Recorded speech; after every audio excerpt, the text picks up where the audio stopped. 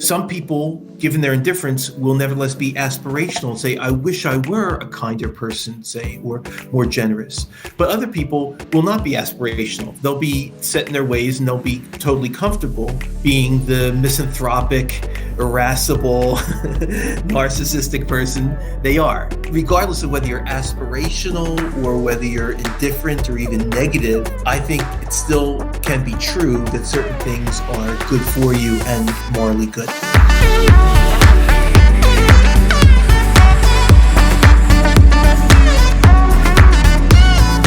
Yeah, so I'm pretty old. I'm in my late 50s. I got into philosophy a long time ago. The way I actually got into it was I was working when I was 14 or 15, I can't remember any longer, as a prep cook in a hotel for over the summer.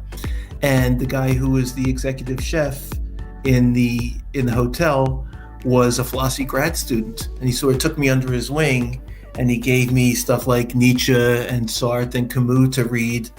And I was hooked. So that was, more than 40 years ago. I've been reading philosophy ever since. What I am working on now, I am definitely working on things now. What I've been working on actually for the last 3 years is 3 books with 2 colleagues. One is I teach at UW-Madison. One's a UW-Madison colleague named John Bankson, and the other's a colleague at the University of Vermont, a guy named Terence Cuneo. And the 3 books we're writing is one on philosophical methodology, how, we think we've got a good method for conducting philosophical inquiry. And the other 2 books are books about the nature of morality, about the foundations of morality. And we're trying to defend a systematic view that depicts morality as pretty strongly objective. We don't get to have the final say about what's right and wrong, because what's right and wrong is in no way really, or no fundamental important way, a function of our attitudes towards the world. So that's a little bit about me. That was very interesting. So the way I'm thinking is I'm going to set my alarm for like 60 minutes. And in these 60 minutes, we're going to run questions. And after 60 minutes, we'll take a 5-10 minutes where you can run some promotional stuff, maybe give people your website or where they can find you. Does that sound good? Sure thing. Cool. So the first question is from a guy called Lu Long, or Lu Long. We go with that. And he says, Professor, do you believe there is any particular link between one's metaethical views and normative ethical theories, in the sense of a particular metaethic committing one to a particular normative ethical view, like deontology, consequentialism, virtue ethics, etc.? Wow, that's a super interesting question. Can I ask you, Venus? I've never been on the site before, and could you just, before I answer this question, give me a sense of how much philosophy background I can presuppose among the listeners here? Well, they're gonna be ranging from anywhere from having a master's degree to very elementary level. Okay. Like we have people from like all.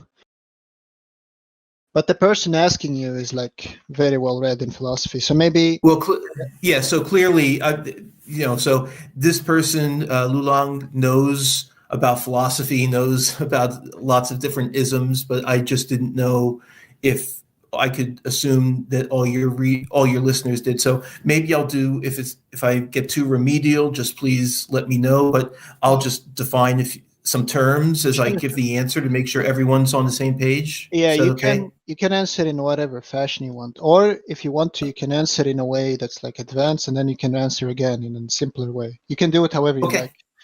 Okay, thanks. So the basic idea is this, for those who don't know about this distinction. So metaethics asks about the status of morality. Is it objective? Is it subjective? Is it relative?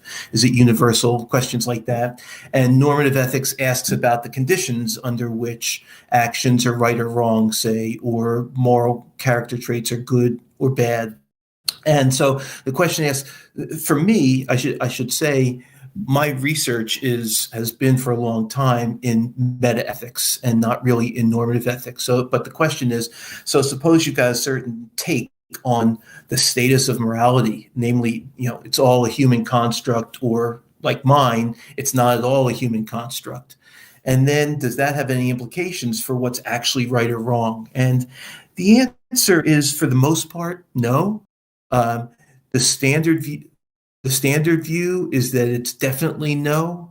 You could say, think of morality as strongly or robustly subjective, in the sense that what's right and wrong is in the eye of the beholder, and there's nothing more to morality than personal opinion. If you've got that kind of view, then there are very close connections between your meta ethic and your normative ethic. Basically, if morality is just made up, then whatever you decide to make up, or on one variant, whatever your society decides to make up, whatever set of rules they make up, that's what's right and wrong. If you've got a view closer on the spectrum to my view, where morality is really strongly objective, in that case, there's less of a direct connection. You can have a view according to which morality is really robustly objective and be, as Lulang said, say a deontologist, which is someone who thinks that certain acts are sort of inherently right or inherently wrong. That's the kind of view I actually am personally find very congenial. But you don't have to have that kind of view about normative ethics. You could, for instance, be a so-called utilitarian, where you think, objectively speaking, what's right is to maximize overall happiness. Or you could be a virtue ethicist. Objectively speaking, what's right is whatever a fully virtuous person would do in the circumstances when acting in character. Those, to defend a meta-ethic of the sort that I like, this kind of objective view that philosophers call moral realism. But I'm going to try not to multiply isms beyond necessity here. If you've got that kind of view, that's compatible with having a bunch of a variety of different normative ethical, or so-called first order or substantive ethical positions. Thank you. That was very good. We have a person who wants to ask you via audio, so I'm going to unmute them and they ask you the question directly. Is that fine with you? Sure, go ahead, Sasha. Okay. So, hello, Professor. So first, I'm gonna give a characterization of categorical reasons to see if we're on the same page, and I'd like to present a sort of argument against their existence, and I'd like to know your response. So, the characterization of those, what we would call categorical reasons, would be something like they're mind-independent norms, and any possible agent has a reason to act in accordance with that given norm, independent of their own goals and desires. And if they happen to act out of accord with the norm, they have a reason independent of them to self-correct. So is that an acceptable characterization? Sure. Okay. So let's say we have some some candidate for such a norm, right? And we're gonna refer to it as X, right? So we say this given X norm would be a candidate for categorical norm, right? And suppose that we have an agent who finds himself unmotivated by the norm, and so they act out of accord with it. And moreover, this agent is motivated by some diametrically opposed norm, so minus X. So if X was don't kill, minus X would be kill, right? And then it's the question appears what, in virtue of what, is the given agent making a mistake? If we say it's in virtue of X, what reason do they have to set themselves in accordance with X if they're already unmotivated by it? But if we appeal to some further norm Y, then we can just say there's a hypothetical agent that's motivated by minus Y, right? And it just goes ad infinitum. So I don't know if that was clear, but what would be your response to such an objection? Yeah, thanks. What I'd say is that if there is such a thing as a categorical moral reason, which I and I believe there are such things, then we're going to be able to avoid this kind of infinite regress in the following way.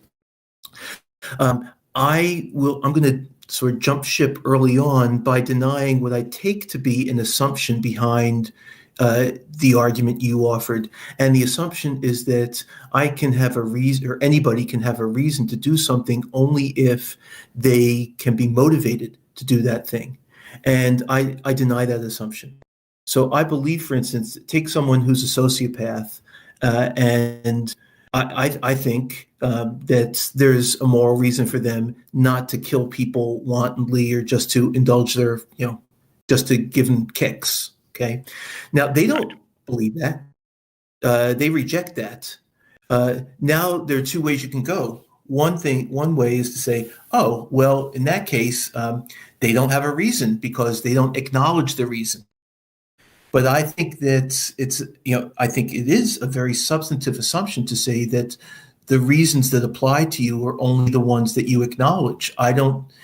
Part of my view is precisely that we are not the final judges. We don't have the final word on what reasons apply to us or what obligations apply to us. We can be mistaken about that. Right. And I think I'm mistaken about certain cases. I'm not perfectly morally wise, but I think in this case, the sociopath is mistaken. And the fact that the sociopath doesn't acknowledge this reason or isn't motivated by this reason, where if that's different from acknowledgement, is not decisive about whether or not this reason applies to the person. So what I'd say is that this person has a reason not to kill an innocent person, and then you can ask, well, what is that reason? Or why is that? What is that reason? Then why does that reason hold? What I'd say is the reason is because the innocent person deserves respect.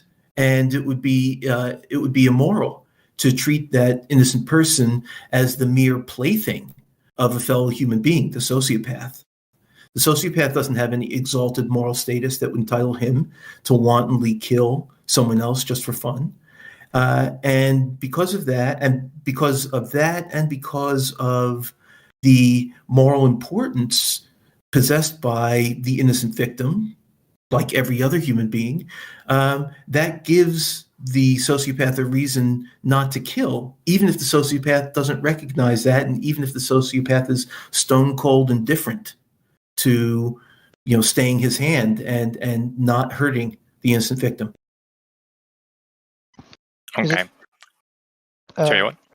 I was just gonna say, Sasha wants to respond. Is that okay? It's fine with. I'm going to let you moderate. It's totally fine by me. Yeah. Okay, go ahead, Sasha.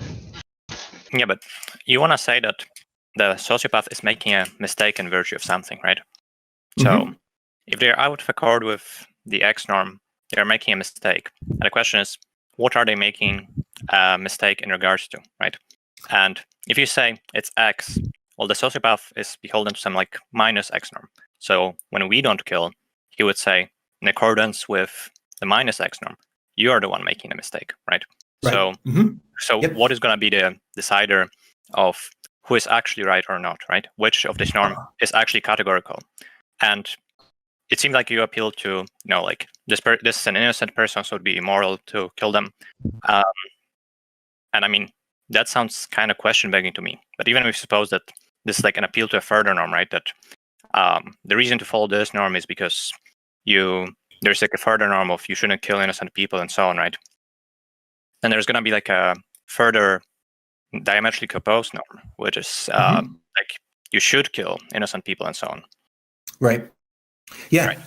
Yeah. For every norm, you can create a diametrically opposed norm. I agree with that.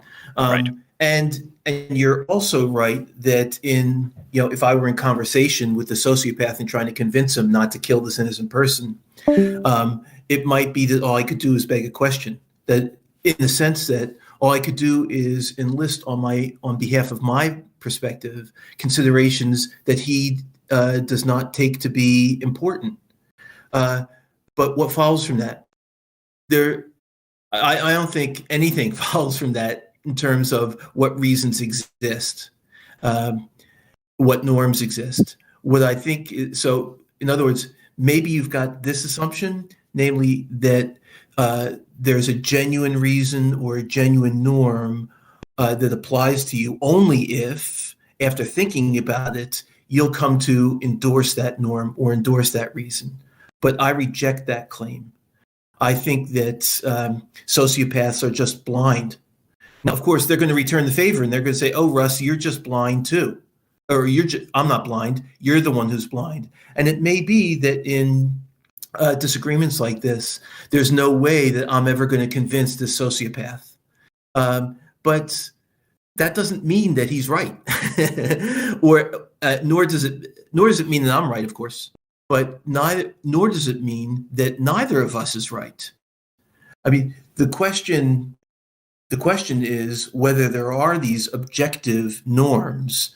And if you're a person who's sympathetic to my kind of view, I haven't given you any argument for my kind of view yet, but if you're sympathetic to my kind of view, what you're going to have to say is that just because there's disagreement on, say, a moral matter or a question about whether or not there's a reason to do something or to refrain from something, just because there's disagreement, that doesn't mean that there's no right answer, or it doesn't mean that there are two right answers, one for each party to the disagreement. There could well be just one right answer, even though one person remains completely obstinately blind to that. And that's not a function just of ethics or morality. That's a claim we can make about disagreements almost across the board. You know, there are disagreements about the nature of the fundamental laws of physics and the fundamental laws of logic and the fundamental laws of mathematics. It doesn't follow from the fact that you got two really smart folks on opposite sides of the issue that there's no right answer, even if it's the case that, you know, they're both going to be intransigent. And that's what I'd say about morality as well. It may be that, you know, I do think that the sociopath's making the error, but if the sociopath is completely, you know, set in his ways, and he's just not going to take any considerations I offer as plausible, then I'm just going to have to say at the end of the day, we're going to have to agree to disagree on this one. I think you've got reason that you don't recognize. But unless that sound arrogant, I want to say that I'm in the same position with regard to some issues. I don't know what those issues are, but if we don't get to have the final word in morality, then we all have to allow for the possibility that we have our blind spots in morality. And actually, far from being arrogant, that seems to me to be a proper expression of humility. I don't know where my blind spots are. If I did, I'd change them, obviously. But I want to allow at least that from the fact that I don't recognize something as a reason, that's not decisive. I could, and in many cases I have done, step back and say, you know what? I never thought that was a plausible reason for me to act or to refrain from acting. But now that you put things in that light, I'm going to have to rethink things. I think that's the right attitude to take. Yeah. So I know, Venus. Do you want to go with someone else's response, or? Yeah. I think, Yeah, I think so. A person called Ask Yourself was listening in, and he had a question about your answer. And his question was, so you had these two norms, right? Norm X and norm minus X. And he's curious, under your view, in virtue of what would one norm be right as opposed to the other norm? Would that be right to ask yourself? Oh, actually, I'll just unmute him so he could phrase the question. Go ahead, well, I don't want it to turn into like anti-realist attack hours, so I hope you don't feel dogpiled at all. No, that's totally fine. If we want to make this whole hour like that, that's completely fine. Really. Okay, well, I admire that attitude. That's great. I don't think everyone is like Sasha and I here, but yeah, I guess that I don't detect the answer to Sasha's question. That could totally be me missing it. It might not be that you're not delivering. It might be that I'm missing it. But the question, just to phrase it as concisely as possible, is when you have two contradictory norms, in virtue of what is one norm right over the other? The answer, if you're someone like me, is that it's because one norm is part of moral reality, and the other one isn't. Now, I know that sounds very grand, and it might sound like an evasion. I hope it doesn't. Let me build up to my view by introducing other kinds of views that retain the objectivity of ethics, but don't go as far as my view does, all the way towards what's called realism. So you might have a view according to which what the correct moral norms are those that would be endorsed by people who know all, ideal, hypothetical people, who know all the relevant non-moral facts, who are completely rational, and who are completely dispassionate. And whatever it is, whichever norms they would affirm are the correct moral norms. If you've got that kind of view, then that's a very robustly objectivist view about morality, in the sense that it allows that every one of us actual human beings can be wrong, perhaps very substantially wrong, about what's morally right and what's morally wrong. If you've got a view like that, then the answer to your question is, in virtue of what is norm Y correct and norm non-Y incorrect? It's because norm Y would be endorsed by all these super smart folks, and norm Y would be rejected. That's not my view, just by the by, but that's a fairly popular view, according to which we've got an answer to your question, and we have objectivity attached to ethics. So I'm building up to my view, but do you want to jump in right now? I'm 1 second. sorry. Go ahead. Yeah, go ahead, discussion. Yeah. If it's okay, I want to let you talk, but there is just a lot there. So whether it's an evasion, no, I don't think it's an evasion, because the question is, if you have two contradictory norms, in virtue of what is one correct over the other, and you said in virtue of being part of moral reality, it sounds substantial to me, but I'm not clear about what that means. So you gave a possible construal of what that means, that you're not personally committed to. You tell me if I'm mischaracterizing it all. So far, so good. Perfect. And that possible construal is that the norm is correct in virtue of the fact that something roughly like a perfectly rational agent would accept it, or all perfectly rational agents would agree on it. But I think that, I don't know if we want to get in a battle about a view you don't necessarily hold to, especially if you're building up to your own view. But the pushback on that would just be, well, how do we know that perfectly rational agents can't accept contradictory norms? So you don't have to address that, obviously, since it's not your view, okay. if you want to continue. But that's what I would say to what you said so far. Oh, okay. I'll just give you a quick answer to that, and that is that rational people who are, perfectly rational agents can't embrace contradictions, because contradictory propositions can't be simultaneously true. And if you deny that, then we can go offline and talk a little bit about and do some logic together, where I'll offer you arguments for the claim I've just made. But for right now, since, as you say, that's actually not my own preferred view, let me say two things. One is, I just want to make sure that we're all on the same page in distinguishing metaphysical from epistemological issues here. These sometimes get conflated. I'm not saying that you are conflating them, or that the caller before you was conflating them, but I just want to make sure for everyone who's listening that we when I say we have to distinguish these two kinds of issues, here's what I mean. The metaphysical issue is whether or not there is some ultimate moral reality, some set of norms that are correct, that together comprise this moral reality. And the second question, second set of questions, which is epistemological, is the question of whether we can come to know those, or how we come to know those. And what I want to say, what I'm really here to affirm, is that in answer to the metaphysical question, there is a moral reality not of our own making. I'm not saying that I don't have an algorithm for trying to identify the contents of that reality.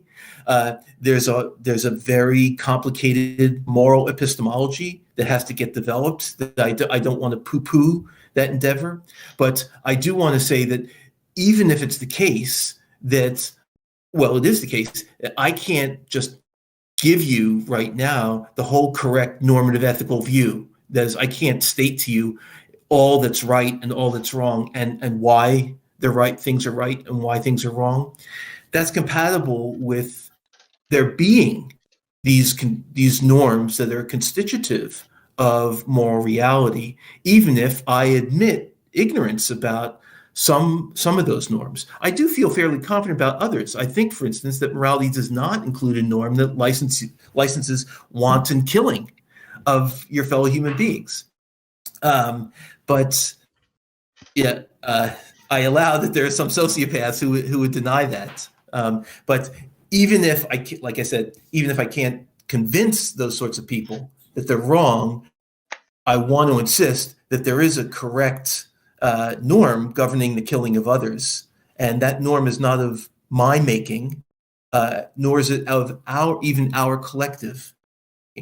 Now, to build up to my own view, I think that it's not of anyone's making.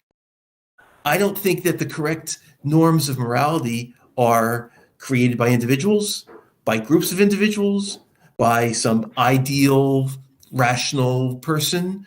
Even by I don't even believe that they're created by God. I don't think they're created at all. I think that they are, in this respect, relevantly like, but different in other respects, but in this respect, relevantly like the laws of logic, say, or other deep philosophical truths that aren't a matter of ethics or moral philosophy, where these truths hold not because we endorse them, but rather if we're fortunate enough and work hard enough, we endorse them because we've somehow grasped the truth that's not of our own making. Okay. The thing is, a lot of people here, they like to really dig in and ask for arguments and inferences and justification. So we could go like the entire hour, we could just go on like one issue. So I think we'll move on from this topic and let someone else ask the question. So Eddie Van Halen asks, what are your thoughts on the analytic synthetic distinction? Eddie Van Halen. My thoughts on the analytic synthetic distinction, for those who are not up on the analytic synthetic distinction, there are a lot of different ways of trying to draw this distinction.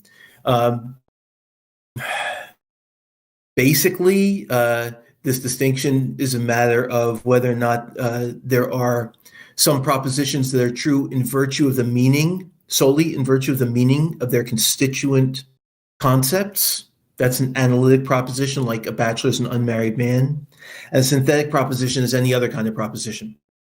And some people have challenged the existence of this distinction, but I'm not one of them.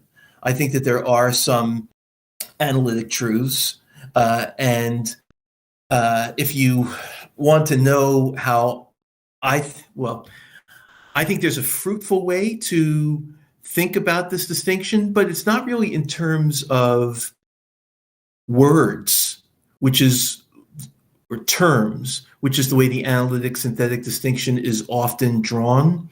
It's rather by reference to the concepts that are involved within propositions. And I think, in other words, that there are some propositions that are conceptual truths. They are true, and my take on a conceptual truth is they're true fully in virtue of the essences of at least one of their constituent concepts.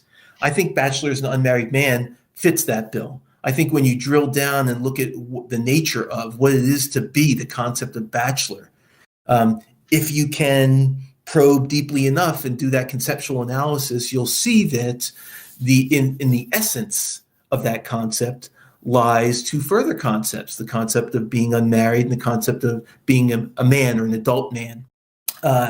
And I think that when you contemplate other propositions, like the proposition that Russ Shafer-Landau was born in 1963, you look at the concepts that are implicated in that proposition, like the concept of 1963, the concept of being Russ Shafer-Landau, the concept of being born. You're not seeing you're not that proposition doesn't is not true just in virtue of the essence of those concepts. So that's a non-conceptual truth. So I think there really is a difference between conceptual truth, propositions that are conceptually true, and propositions that aren't conceptually true. And I think that's actually the more interesting distinction than the analytic distinction. Okay, so you believe in some kind of a distinction. You do affirm. Yep. Mm-hmm. Okay. Cool. John Buck asks, do you think? One second. Let me see if I can find his question.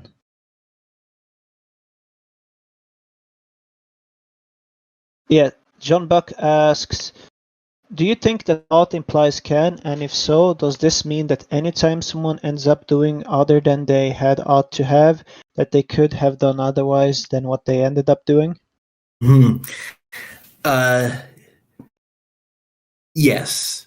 This is tricky, of course, hence my hesitation. But weird sort of cases aside, I think it is the case that whenever someone came under a moral obligation to do something, it must be the case that they had the ability to fulfill that obligation. My hesitation comes from cases of the following sort, namely, I promise you that I'm going to meet you tomorrow at noon. And at that point, the point at which I make a promise, I've inherited this obligation to meet you tomorrow at noon. It's got to be the case that I can meet you tomorrow at noon. But suppose that tomorrow at noon, because I've forgotten about our appointment, I'm actually an hour away from where we agreed to meet. In that case, I can't do what I ought to do. And some people have said on the basis of cases like this that therefore ought doesn't imply can. Well, I'm willing to. I think that's actually tricky right there. What to say about that sort of case? You might say on the one hand, no, I'm still under an obligation. It's just that I can't do it, so ought doesn't imply can. Or I am still under an obligation, but it's not the obligation to meet you any longer. It's the obligation to apologize to you, to make amends, to notify you, and things like that, all of which I can do. So there are those kinds of nuances, but if you conceive of the ought implies can principle in the way I initially did, namely that if it's the case that you ought to do something, then at the point at which it becomes incumbent on you to do that, it must be the case that you are able to do that. Oh, I see. So Joe asks, in Whatever Happened to Good and Evil, you describe a scene in which the following occurs. Two persons, perhaps one with a rifle, hauling a child of her home and pushing her to her knees, soldiers nearby laughing and encouraging their comrade. The one with the rifle causally lifts it to the chest of the little girl. You hear a noise, the girls fall in a heap. Blood leaks from her body. The soldiers moves on, looking for another victim. Imagine that one of your readers objects to your claim that if you've seen such a thing, you've seen evil, on the basis that evil is a word used by people to describe occurrences that make them feel sad, helpless, or angry, but that evil doesn't actually refer to anything more than that. If you wanted to try and change that reader's mind, how would you respond? That's a really good question. Well, I'd say, what if all you mean by evil?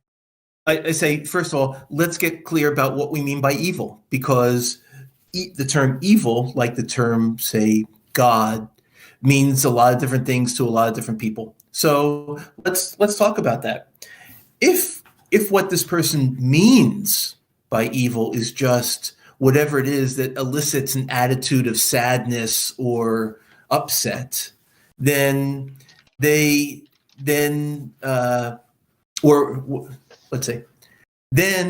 since that scene, which I haven't read for at least 15 years, I haven't read my book for a very, very long time, but that elicits sadness and anger in me, and probably in a lot of the readers, and if that's so, then on this definition of evil, that's sufficient for that action to be evil.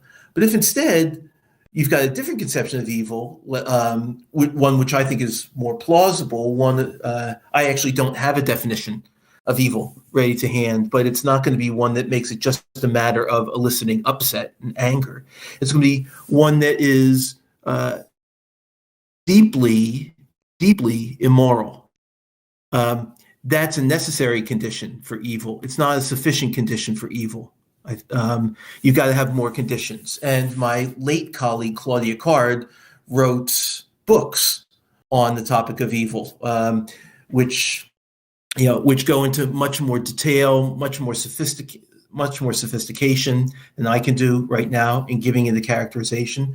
But probably the question is going to have legs just if I say what I've just done, namely that in order to be evil, an action's got to be deeply, deeply immoral, at least, and then we need to add more conditions to that.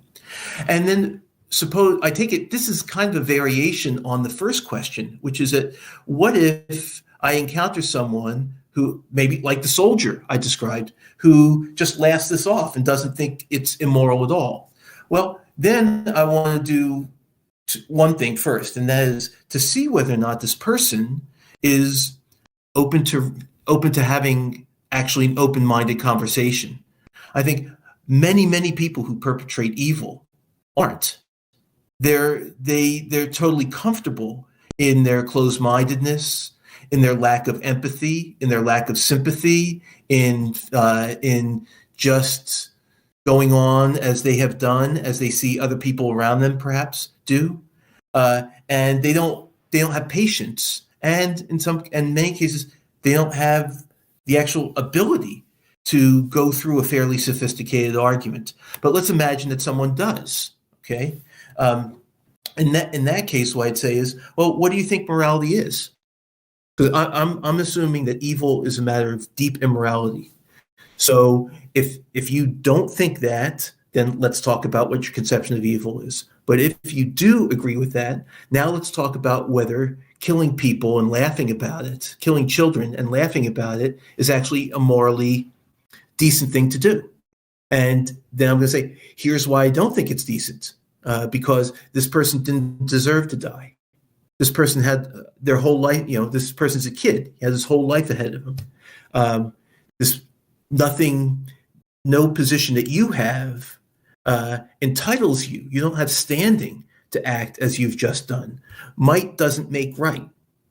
That's the beginning of the conversation, but I've just given 4 reasons for thinking that what this person's done is immoral. And then I can use those reasons to leverage it into a case for this deep immorality.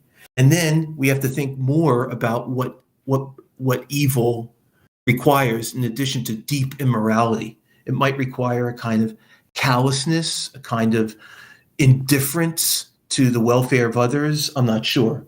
But whatever it does, then we just, then I just sort of build from the reasons I've just given. Now, I allow, just as I did with regard to the first questioner, that all I say might fall on deaf ears. But once more, that doesn't show that this person's actually not doing something evil. It just shows that they've got a blind spot, maybe one they actually embrace, which would compound the evil in my eyes. Okay, thank you. So the person who asked you about the ought, does ought imply can, had like a follow-up question. So, and they want to ask you via audio. So I'm just going to unmute them and they'll ask you. Go ahead, Buck. Okay, thank you very much. Thank you for your defense, Professor Landau, regarding the ought implies can principle. I was curious, though, given that principle, and given there are some instances of people doing other than they should have done, or other than they had ought to have done, does that mean that the person could have done otherwise, sort of satisfying that principle of alternative possibilities criteria for libertarian free will? In that case, yes. it does imply that. So if ought implies can, then your inability to do something implies that you're off the hook, it's not the case that you ought to do it. If you ought to have done something and you didn't do it, it implies that you could have done it, but you didn't. And so in that sense, yes, it does imply that there's something that you could have done that you didn't do. Now, that's got very interesting implication. I see where you're going with this. I think it's really interesting to tie questions about the alternative possibilities principle or an alternative possibilities principle to questions about our obligations. And there's a way to draw out the implication of your question such that if it's possible for us to fail to do our duty, then that shows that we could have done otherwise than we did. And if we could have done otherwise than we actually did, then we've got the relevant sort of free will that a lot of people talk about. However, you can flip this around and say, we don't have that kind of free will, and therefore there's nothing that we ought to do. Is that where you're headed? Oh, let me unmute the person again. Go ahead, Buck. Yes, yeah, that's exactly where I was heading. Sort of an implication given the denial of the principle of alternative possibilities, either to then have to deny that ought implies can, or deny that there are ever any instances of somebody doing other than they had ought to have done. So yeah, thank you very much. Right. Yeah, no, that's super cool. And I would, if it came to that, if it were true that the principle of alternative possibilities was false, then I'd give up ought implies can. if I had to do that, that's what I would do, rather than give up the idea that there are obligations that people have failed to fulfill. Because I think, to me, that's as clear as anything out there. Yeah, thanks. Okay, thank you. So the next question comes from Doug, and he sort of gives you an argument, and then he asks you what do you think of the argument. And the argument is, in the modus ponens form, if a theory is more parsimonious, it's more likely to be true, all things being equal. Normative anti-realism is more parsimonious than normative realism. Therefore, normative anti-realism is more likely to be true, all things being equal. And he asks you, what do you think there's an issue with this argument? Yeah. Thanks for putting that argument together. I guess there are two issues I have. One's a little unusual. It's a minority view, I think, out there, but I believe it, and that is that I reject the first premise. I don't think that parsimony is by itself an indication of likelihood of truth. I do think that parsimony has a place in assessing theories, but it's not front and center for me. This comes out in this book that John Banks and Terence Cuneo and I are working on philosophical methodology, where we say about parsimony that it really comes in only at the very last stage of constructing a theory, whether it be in ethics or any other area of philosophy for that matter. And parsimony basically serves as a tiebreaker between a couple of theories that have done very roughly equally well along a number of other dimensions. So I don't, so the fact, I think it is a fact that at least in one sense, anti-realist views are more parsimonious than realist views, doesn't do anything to tilt the playing field in favor of anti-realist views. And here are two views. Forget about ethics for a sec. One view is this: you're the only person in the universe, and everybody else is just a figment of your imagination. And then here's the second view, and that is that the universe is largely as we think it is, namely populated by billions of galaxies and billions of people within at least one on one planet, and so on and so forth. The first ontology, as you will, the first theory of what exists, is much more parsimonious than the second. But I don't think that's any reason to favor it over the second. Now you might say, yeah, it is a reason, but it's only a reason other things equal. If that's the way you'd like to go, okay, I can be concessive on that point for just right now, at least. But then what I'd say is that everything depends on whether other things are equal. And if you really want to dig in your heels and say parsimony is definitely a desideratum of a theory such that other things equal, the more parsimonious theory is likely to be right. I don't believe that, as I said, but suppose I'm wrong about that. Then what I do is I just say, well, look, between anti-realist views and realist views, it's not the case that everything's equal. Realist views have a lot of, I admit anti-realist views have some advantages over realist ones, but after extensive analysis, I think those advantages are very largely apparent.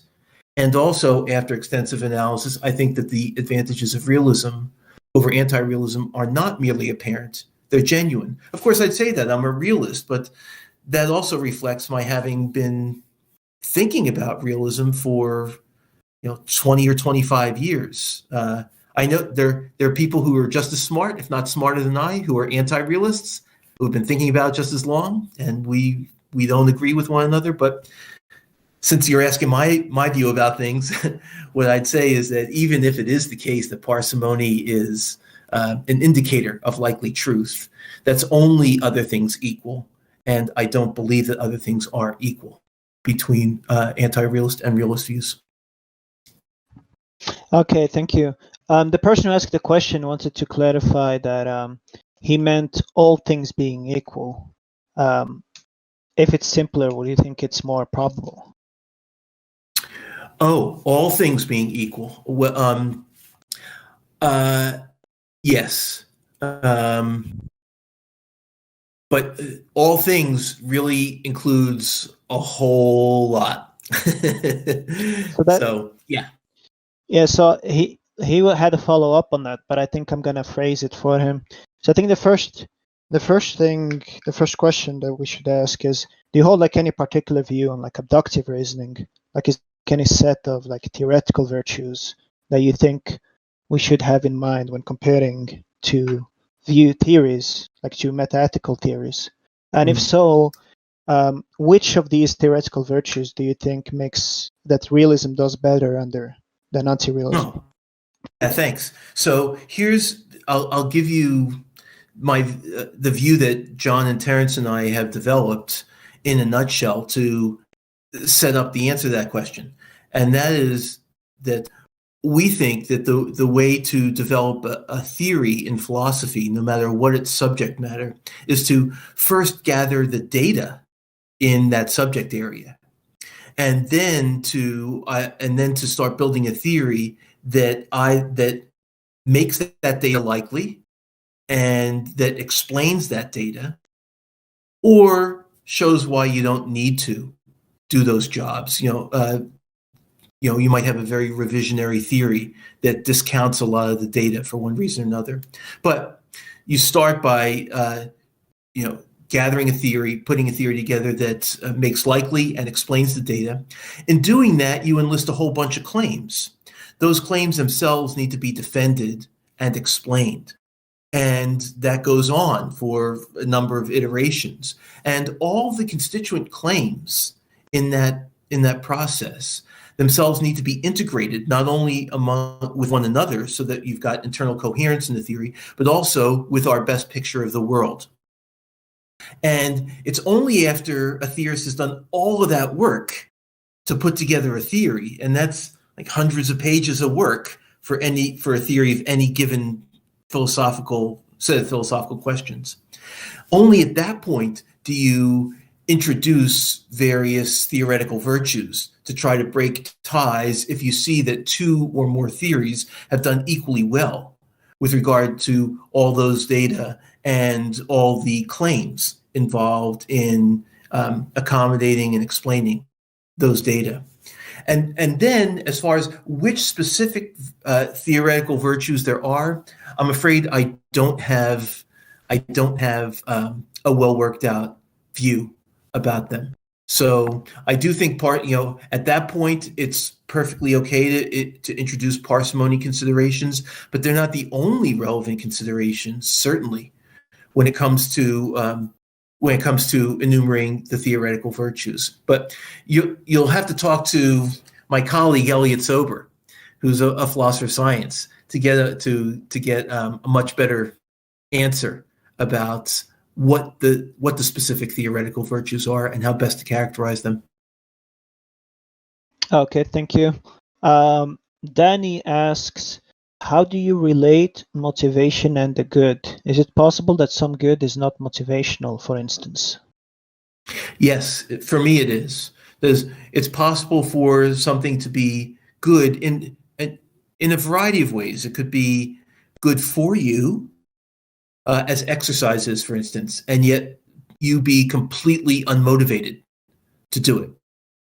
It's possible for something to be morally good. So to be generous is one way of being morally good. And yet some people have no interest in others. Some people are cold and narcissistic, and they're unmotivated to be kind to others, to be generous to others. And for me, it's still morally good for them to do that, even if they're just indifferent to it. So I don't think that there's this necessary connection between something's being good, either good for you or morally good, and you being motivated to do it. Oh, I see. Mr. Stabby had a question, but it seems like there's some confusion going on. So I'll ask what I think he's trying to get at. But earlier you said that you think these norms are sort of like similar to how the axioms or the laws of logic are. So I guess the first question is, do you think they are necessary? And if so, what kind of modality? Do you think they're logical necessary or some other kind of necessity? Great. I do think, so the fundamental moral principles are not logical principles themselves, but they enjoy the same kind of objective status that logical principles do. And one element of that objective status is that they are necessary. Yeah, I do believe that. I don't myself think it's likely that they're conceptually necessary. Although I do believe that there are some conceptually necessary substantive moral propositions. I just don't think that they're the fundamental ones. They're not likely to be the fundamental ones. I'm hedging there because I don't believe that I've got an answer to the question of what are all the fundamental moral principles. So that's my hedge. I do believe that they're at least metaphysically necessary. That is, in every not every conceivable situation, but every metaphysically possible situation, every possible world, as philosophers sometimes say, these moral principles will hold true. The fundamental ones will hold true. So that's the modality. Oh, okay, I see. The person who asked you the previous question about motivation has a follow-up question, so I'm going to unmute them so they can ask you. Let me see if I just can find them in the list. Yeah, there we go. Yeah, go ahead, Danny. You can ask him. Yeah, so in terms of the good not being motivational, it reminded, I don't know if you have a philosophy of aspiration. Like, a lot of people don't take, for instance, classical music to be anything that they should kind of immediately listen to, but they like the idea, they kind of value it from a distance, right? I want to know if how aspiration factors into that framework. That's super interesting. Are you asking that question because of stuff you've read by Agnes Callard, or for some other reason? She's the one that's really interested in Aristotle, right? Is that I'm sorry if I don't remember where I got it from. I think. No, that's fine. That's totally fine. I'm not trying to catch you up in any way. I was just thinking she's a super interesting philosopher, and if you haven't read her work, that's definitely a place to go, because she's thought much more about this than I have. She's a great writer too, and she's a really creative, interesting thinker. So that's the only reason I mentioned her work there, because when you asked your question, her work immediately came to my mind. I myself do not have a philosophy of aspiration. That's something I aspire to. I like what I read from Agnes Callard, for instance. Much of what I read from her. I like all of it. I don't agree with all of it, but I like all of it. But I'm not sure what to say with regards to this question about aspiration. Let's put it this way: people who object to my kind of view of the status of morality have typically argued like this: there are, if you're morally required to do something, then it follows that you've got a reason to do it. But if you've got a reason to do it, it follows that you've got to be capable of being motivated to do it. But some people just have very different motivational profiles from the typical do-gooder. And those people, like sociopaths, for instance, can't be motivated to do what we ordinary folks would regard as right or wrong. And if they can't be motivated, then they lack a reason to do what's right and wrong. And if they lack a reason to do what's right and wrong, it's actually not right or wrong for them. So to put it more clearly, if they lack a reason to do something, it can't be morally required. That's just following through that line of reasoning I initially sketched. But I think that line of reasoning is mistaken. So that's where I thought you were coming from, but it sounds like instead you're coming from this different position where maybe are you wondering this, that if given who I am right now, I can't be motivated to, say, listen to classical music, or I'm not enjoying classical music, then in fact it's not good for me. And so perhaps when it comes to morality, if I'm not enjoying being nice to other people, I can't really get up the gumption to be nice to other people, then I don't really have any obligation. It's not really good to do that. Is that where you're coming from? Well, it's just that it's similar to a hope, right? Like where, like, it seems like if I hope that, no one starves to death, but I'm not motivated to do anything about it right now. In fact, I don't even have any conflicting desires, right? And in the sense of, like, when I'm seeing it, if I'm on a diet, I'm looking at a cake. There's two motivations that are competing with one another. But so I guess that's an analogy to understand aspiration, where there's some kind of distant value that I'm sort of perceiving, for lack of a better word, but I'm not. There's no motivation nonetheless. So there's value, but there's no motivation. So there's kind of good there, but that's not motivational. Perhaps I don't know. Mm-hmm.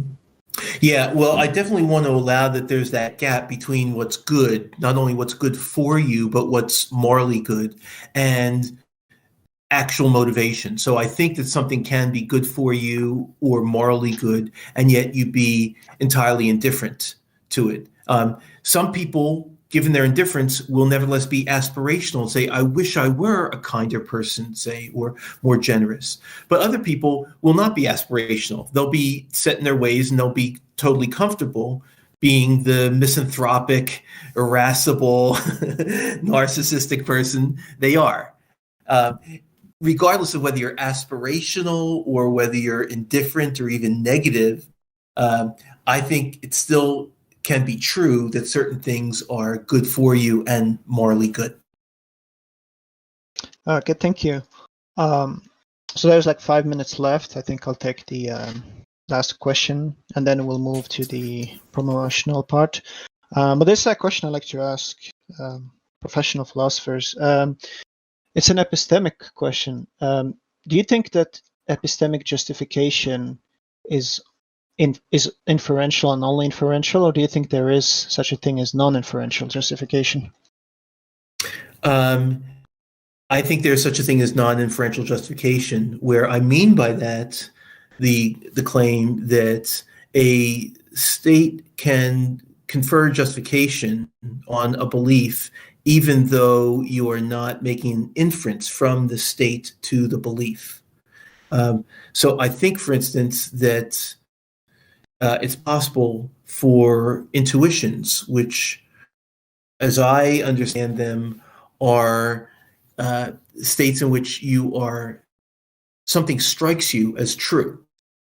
And I think that your intuitions can serve as justifiers for beliefs that are based on them, but the beliefs need not be inferred from the intuitions. The intuitions are the psychological bases.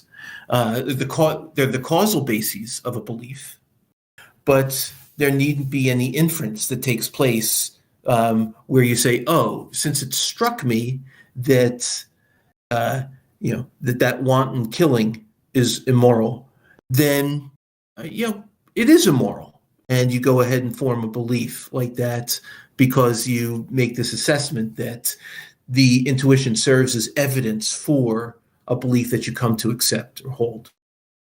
That kind of process is possible, but I just don't think it's necessary in order for a belief based on intuition to be epistemically justified. Oh, I see. Grand Mashup snuck in a question he had asked earlier. And since there's 3 minutes left, I'll just take this one.